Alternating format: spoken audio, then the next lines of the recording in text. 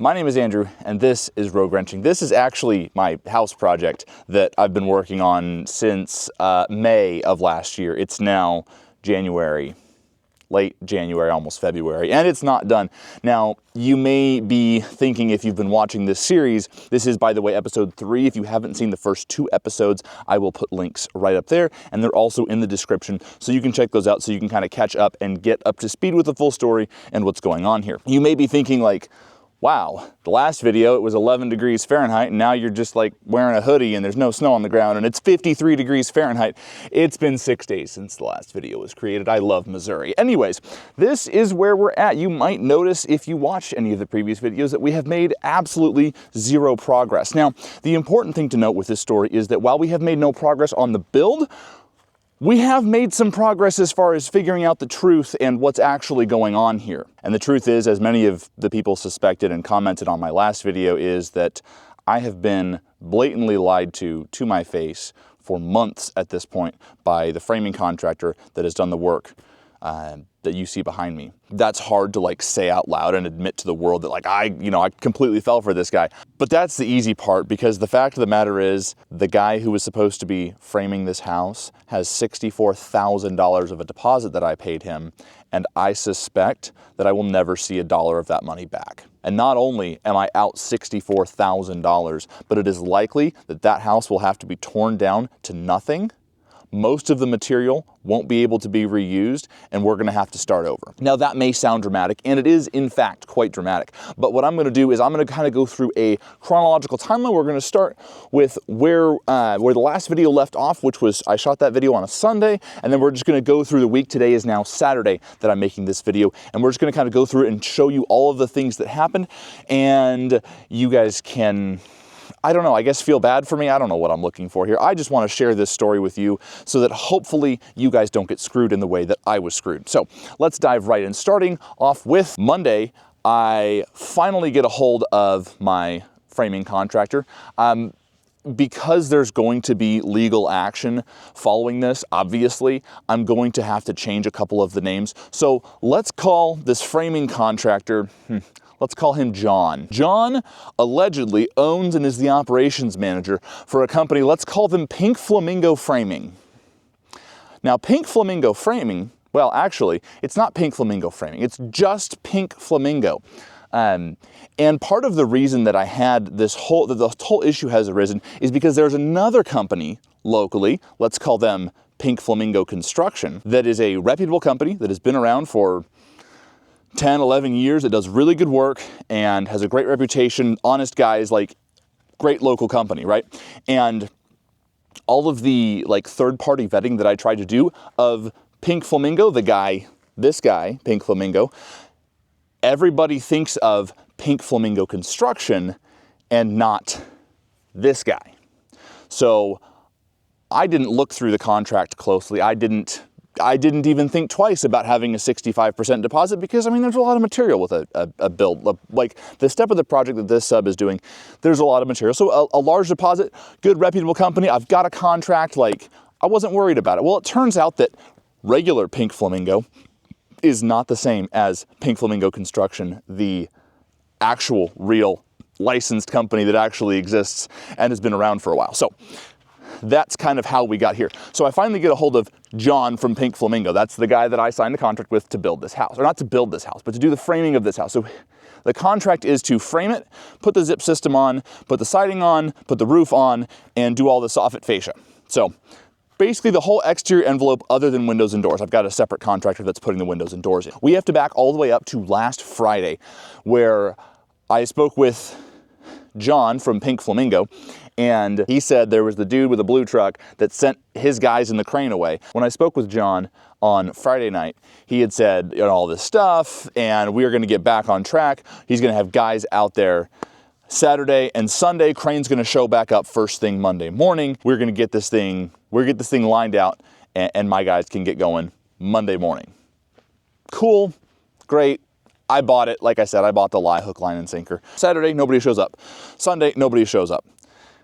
So Monday, I am blowing this guy's phone up. And when I say I'm blowing his phone up, I mean I am blowing this man's phone up. Would you like to know how many times I called this guy on Monday? If you guessed 30, you'd be wrong. It was 31. I called this homie 31 times. Mind you, he doesn't have a voicemail set up, so I can't just leave him a message. I've sent him multiple text messages, including like, dude, I'm paying you $100,000. It shouldn't be hard to get you on the phone. So he calls me back on Monday afternoon, and he says, look, here's what's going on. My framing crew, a bunch of Amish guys, they didn't show up Saturday or Sunday, and I called them Monday morning and they didn't answer their phone, and so I drove out to their farm, and there was somebody allegedly, this is again the story that I get told on Monday, allegedly there was a death in the family. One of the older elders in the community had passed away, and he's like, I just got back to my truck. He's like, I will always call you back. The only time I won't answer my phone is if I'm not with it or if I'm on the phone with somebody else, which, like, okay, that's a reasonable thing to say, other than the fact that I've been calling you for 9 hours trying to get a hold of you. Anyways, and all the previous problems trying to get a hold of this guy. I talked to him for like 10 minutes. He goes, look, had a death. They're not going to do anything today. The funeral, burial, whatever is tomorrow. We're not going to get anything done today. He said, I will personally deliver the material to your build tomorrow, and we are going to have a full crew of guys on Wednesday, and we're going to get this thing done. We won't get a crane till Friday. You know, it's going to be Friday before it's like done, but we're going to get back on track. Tuesday rolls around. So now Tuesday is the day that he said he was personally going to bring me stuff. So now there's no like, oh, well, I thought they were going to, or what, like none of that. I shoot him a text message around 9:30ish in the morning, and I say, hey, about what time are you expecting to drop that material? Doesn't reply. I call him up late afternoon. Actually, hang on, let me let me pause this story for just a moment here. After the incident with the blue truck, I spent some money, and I now have a wireless, solar-powered security camera that I can access from my phone anywhere in the world that has an internet connection, and I can see what is going on here. It has motion detection, and it will notify me anytime there's motion at or near my house. So anybody that comes up that driveway, I can see them. And I will know who they are, and I can see what's going on with the house. And also, I can look and see if there's, like, you know, piles of material spread around in front of my house. Anyways, there's not. So it's Tuesday afternoon, about 3:30 in the afternoon. I texted him, or actually no, I called him because I saw there wasn't material there. So I called him. He didn't answer. I followed that up with a text. Hey, I see we didn't get materials dropped. What is that going to do to our schedule? You know, what's going on? And he never got back to me. So Wednesday morning, I've called him 4 or 5 times. He has not answered his phone. I have not heard from this guy. There's no material. There's no guys. I'm at this point, I'm like, okay, like this guy is for sure giving me the runaround. So I make some phone calls. I talk to a couple of guys that I know in the building supply arena that I found when I fired my general contractor and had to go looking for building supplies. I called up and talked to a couple of those guys, and they referred me to Pink Flamingo Construction, the actual company. The company that is registered as an LLC with the state of Missouri, that has an actual physical address, that has, you know, an actual business license, that has insurance, that's been around for 10 years, that has a good reputation, that I can call and talk to other clients, that actually knows what they're doing and actually does the work that they say they're going to do. So I call and I talk to the guy from, again, we're going to call it Pink Flamingo Construction. His name is Lucas, and I will use his real name because this dude is freaking amazing, and I love him, and I would love to funnel this man more business. Anyways, Lucas comes out here Wednesday afternoon, and he gives me a ring. He says, dude, you have some serious problems, which, to be honest, was news to me. He said, you've got some serious code violations that you have to address with this. Like, we can't just keep building, because he had originally gone out there after our conversation in the morning. He had originally gone out there to look at it and get me a price to basically take over and finish out the framing of this house. And when he went out there, and when he came out here and he looked, he said, there are serious problems with this house that you have to address. These are serious code violations that you're gonna have to fix, because if you don't fix these code violations, when you get through all the rough-in stuff and everything, like if we just keep building, you're going to fail your framing inspection so badly that you may have to tear the whole thing down. There are 4 key things that put this house, as it is constructed, outside of code. Now, the things that I'm referring to here are things that are we're gonna call them completed steps. But an example of something that's not to code, because we're not there yet, is the trusses don't have the code required hold down hurricane straps. Those aren't there because we're not to that step in the process yet. So like that's not a substantial code violation that he needs to fix. Anyways, the headers on the exterior walls for some of the big openings inside. These headers are built as, actually, I don't even know if it's 3 2x6s or if it's just 2 2x6s on end and then a top and bottom plate 2x6. The building code for an opening that big, for the truss span as long as we have here, the building code for that is that should be 3 2x8s is the code. The headers are not built to code. The anchor plates for the bottom of the wall, the anchor bolts that are in that, they are not spaced according to code. The code requires that they are within 12 inches of the corner of the house, and they are almost, they were like 3 feet. There were a couple of them that were like 30 to 40 inches off of the corner of the house. Again, they have to be within 12 inches of the corner of the house, and they're required to be every, I don't remember if it was 6 feet or 8 feet on center, going down the wall, and they are like 11 to 12 feet roughly on center going down the wall. Some of them are not, the bolts aren't tight, but like the bolts not being tight isn't the code violation. The problem is there's not enough anchors where there need to be anchors. So there needs to be a bunch more anchors, but we've framed the exterior walls, we've set all of the anchors, and we're setting trusses. So we're past the step of putting the anchors in. So I'm calling that out as a code violation right now. So that's 2 code violations: anchor placement, anchor spacing, headers, and then we get to the roof trusses. So as you remember, we had 7 trusses collapse. My framing contractor, John, assured me, easy fix, not a big deal. Couple man hours worth of labor, we'll get it fixed up, not a problem at all. Don't you worry about a thing, Andrew. You can see the large pieces of lumber that are scabbed on. There's also large air gaps between them. They're not tight, they're not attached properly, and that's not the right way to prepare a truss. But beyond that, these are engineered trusses.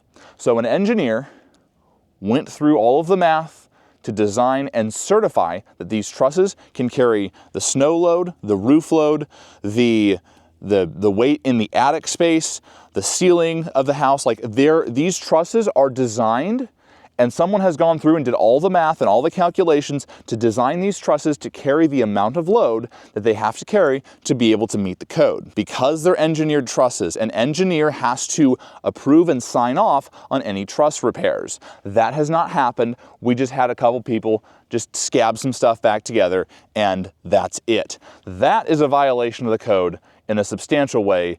And even beyond that is there's these broken trusses that are back behind my house, and they are, one's completely folded in half, the other ones have broken primary members, and even the truss at the very end, as you can see, has just a little bit of a bow and a curve to it, because they didn't fix it, they just picked it up and stuck it in place. I don't even have words for this. That's not the big one.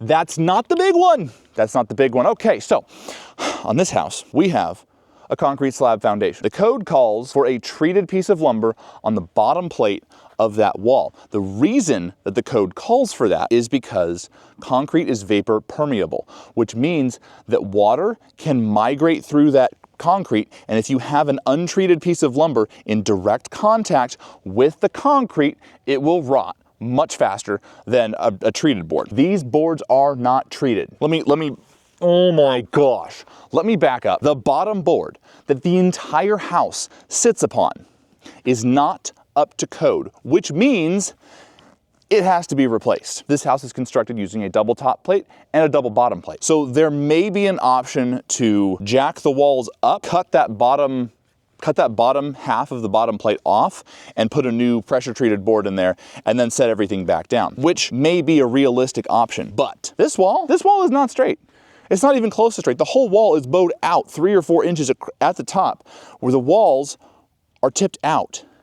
And the reason they're tipped out is for several reasons. First of all, sloppy construction. Lumber was not crowned like it should be, but we had trusses collapse, which pushed the walls out, and they just kind of pulled them back in a little bit and set trusses on top of them. According to Lucas, who owns Pink Flamingo Construction, the real company, not the fake one. This is stupid because you shouldn't set the trusses until all the interior walls are up and everything is braced and measured to square, and then you set the trusses on top. Anyways, we've got the wall that's not straight. Oh, and then even beyond that is this zip system finish here on the wall. Most of the fasteners in this system are way overdriven. It's not some of them, it's 90% of these fasteners are overdriven. So with the zip system is here, and I'm gonna go just a little bit down the building science rabbit hole for a second, so bear with me. The zip system is this green board here behind me. All of the seams get taped, and what that green finish is it gives it a vapor and air barrier. So moisture can't get through that green, air can't get through that green, and so therefore it won't rot. So this product is a tremendous product. That's why we're using it on this house. That's why we're spending the money. But that product only works so long as that membrane is intact. And when you overdrive a fastener through it, it breaks the membrane, and now you've got a hole. So it basically negates the whole reason that we spent money on zip system, because fasteners are overdriven. But also they're not just like a little bit overdriven, they're way overdriven. Like some of these fasteners, as you can see in this video, they're 1/4 of an inch or deeper into the face of the material. Now this material is only 7/16 thick. So when you overdrive a fastener and it's 1/4 inch or 1/2 inch deep, there's almost no structural hold. So we lose the structural integrity of the sheeting, and we lose the vapor air barrier. That's the whole point of this. But when you overdrive the fasteners, it doesn't do the house any good. And we've ruined the zip board. So all of these green zip panels that you see behind me are going to have to be removed and discarded. And when I say discarded, they're gonna go into a pile, and I'm gonna use them for projects around the homestead. They're not going to actually go completely to waste, but that's gonna go to build like a chicken coop or, you know, a shed or something like that, something that's not a house. The zip system is trashed. What does that mean? I am fortunately blessed to have a couple of good friends that their full-time job is they are contract attorneys. And these friends have been generous enough to look over the contract and help me figure out what my options are from a legal standpoint. This contract is absolute trash. It is a very badly filled out template contract. It's actually trash. But the problem is that it is a legally binding contract. Because I signed it, I am bound to the terms of that contract. Even if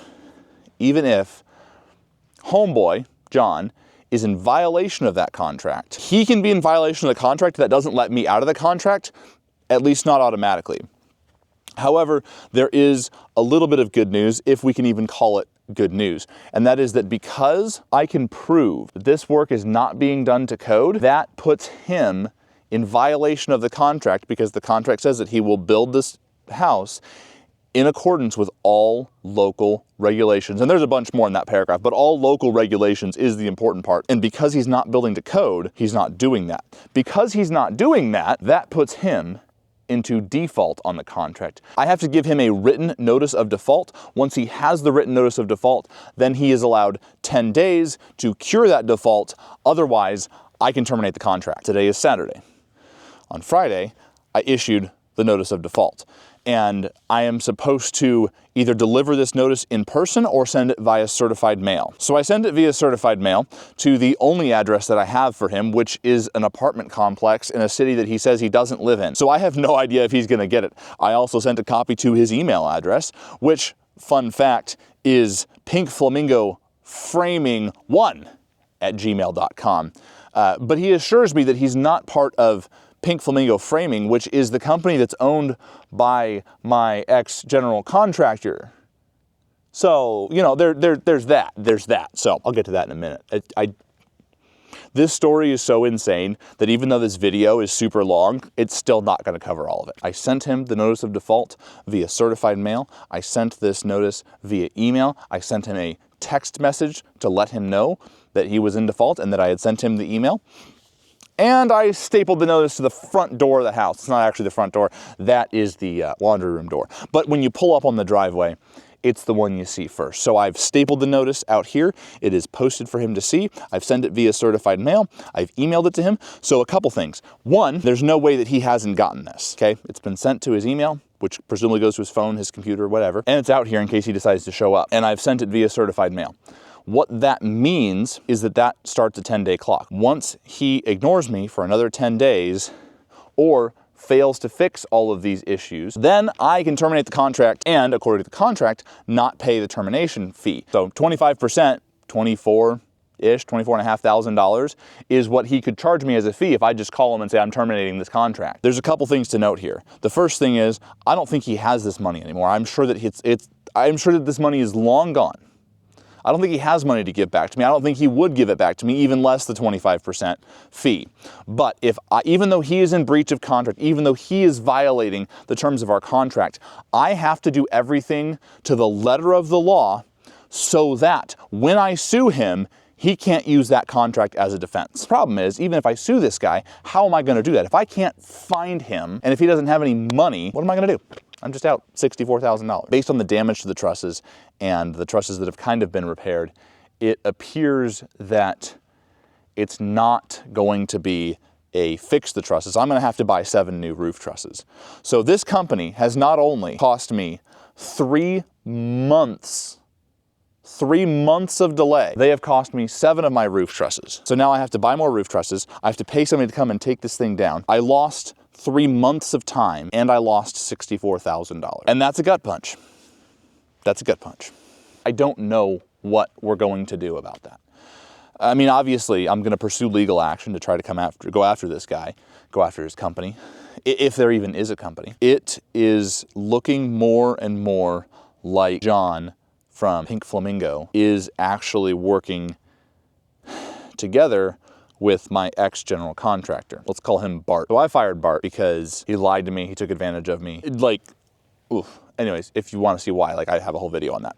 But I fired Bart. But Bart is the guy who had found John from Pink Flamingo. According to John and Bart have known each other for a couple years. They do a lot of work together, but they're in no way associated on a business level. I don't know if that's true or not, because it really looks like Bart found me, new transplant to Missouri, just sold a house in Arizona, had some equity, is getting ready to start building a house, and Bart took advantage of me. He took advantage of my lack of knowledge. He stole from me. And when that wasn't enough, he roped somebody else in to try to extract more money from me. And it frustrates me that there are people that would do that. I'm not necessarily surprised that there's this sort of people out there, but it is still frustrating that they are out there and that I'm the one who fell victim to that scam. It gets better. So as I mentioned, I set up a camera Monday, and on Tuesday morning, a truck drives up to the house. Guy gets out, walks around. Actually, I didn't see him get out of the truck. Because I had the camera pointed at the driveway, I see the truck drive up, and then 10 minutes later, I see the truck drive away. So I'm like, I wonder who that was. So I come out here Tuesday night. I think it was Tuesday night. I come here Tuesday night, and I find an invoice.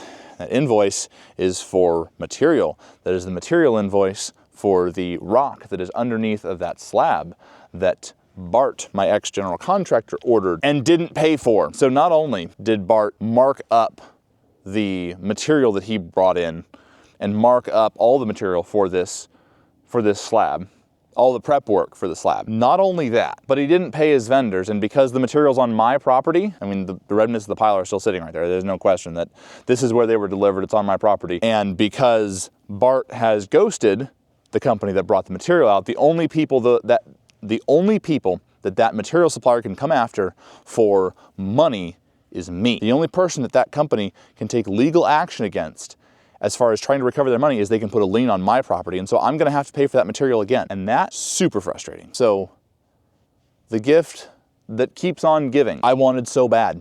I wanted so bad to believe this guy. And I did. And now I can see that it was all a lie. All of it. Everything. From the first time that material was supposed to be dropped and it wasn't.